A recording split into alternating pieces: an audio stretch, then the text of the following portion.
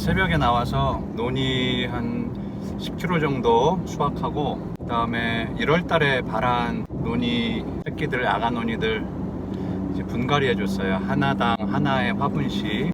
사실은 한 3월 달에 이놈들을 잘 심어줬어야 되는데 코로나 바이러스 때문에 시기를 놓쳐서 이제 오늘에 하나 집을 하나씩 지어줬네요. 이렇게 농사를 짓는 이유가 뭐냐면요, 선교는 겉에 보이는 어떤 교회의 개척, 교회 성장, 그리고 사람들이 성장해가는 모습들, 어떤 이런 것들을 목표로 해서 가는 것은 분명합니다.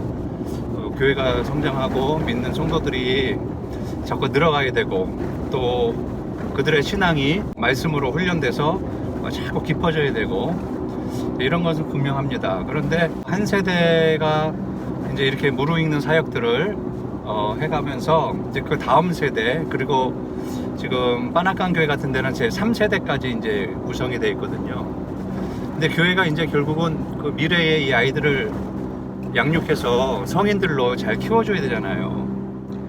근데 선교사가 단순한 후원 체계만 또 가지고 이 미래의 아이들을 양육해낸다는 건 참 쉽지가 않습니다. 제가 농사를 짓는 이유는 이제 바로 이런 것들 때문인데요. 논이나무 한 그루당 하나의 대학 학비 정도만 대주기를 바라면서, 사실 그러면 엄청나게 큰 거죠.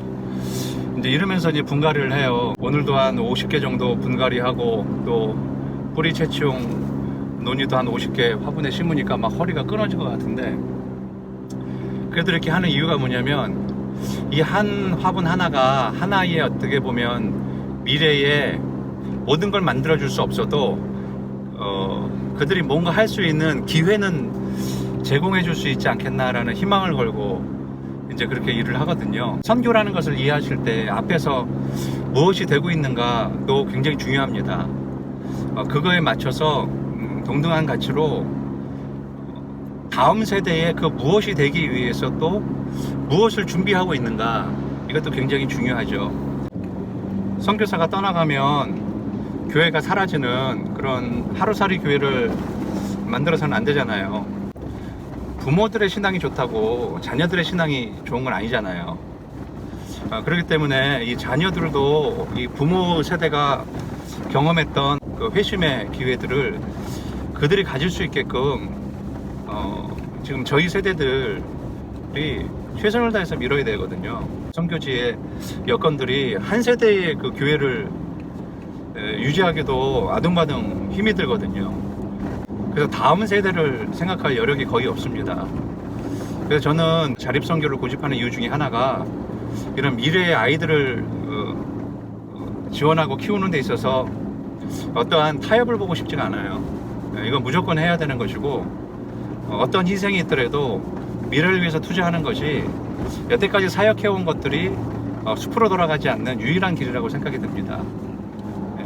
그 교회가 최소한 한 3세대까지는 건강하게 클 수 있는 환경을 만들어주는 것이 그 1세대 리더들의 책임이 아닌가 저는 생각이 들어요.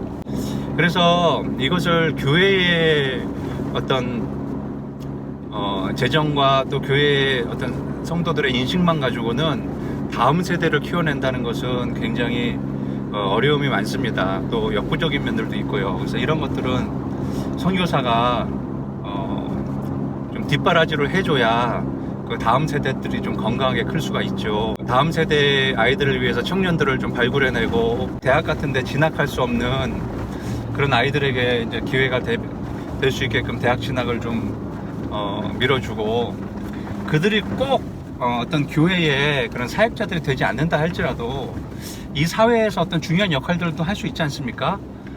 그러면 그것도 선교사로서는 굉장히 중요한 일이라고 생각이 듭니다. 이 사회에 공헌할 수 있는 그런 일들이. 그리고 또 교역자들 자녀들이 있잖아요.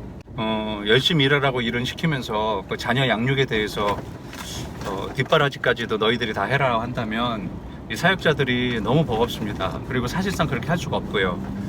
그래서 이 자녀들은 교회의 공동 자산으로 알아야 돼요. 교역자 또는 사역자들의 자녀들은 교회의 미래의 공동 자산으로 여겨서 함께 그들을 양육할 수 있는 그런 체계가 돼야 된다고 생각이 들거든요. 뭐 교육자들 자녀들이 올바르냐 안 올바르게 컸느냐로 그 사역자의 어떤 그 전체 사역을 또 평가하기도 하잖아요. 단순히 간 사역자에게 모든 교육을 맡겨놓고 그렇게 평가한다는 건 어떻게 보면 굉장히 좀 잔인한 일이 될 수도 있어요. 그래서 그들이 자녀들을 잘 양육할 수 있게끔 선교사인 제가 좀 뒷바라지를 좀 해주는 것도 굉장히 중요하다고 보고, 교회에도 그런 인식들을 만들어주는 것도 제 역할이라고 생각이 듭니다. 그래서 이렇게 농사를 짓는 이유는 현재 하고 있는 일들을 어떤 서포트하기 위한 면들도 없지 않아 있지만, 가장 중요한 한 99.9%의 목표는 미래의 자산들을 키워내는 것들, 그리고 앞서 일선에서 일하는 우리 사역자들, 그들의 자녀들, 또 그들의 복지, 그것들이 정말 어렵지 않게끔 뒷바라지를 해준다는 그런 생각으로 이 일들은 하고 있는 거예요. 그것이 오늘을 살아가는 오늘 이 바보 선교사의 바보 이야기 중에 하나입니다. 예. 이제 집에 가야죠.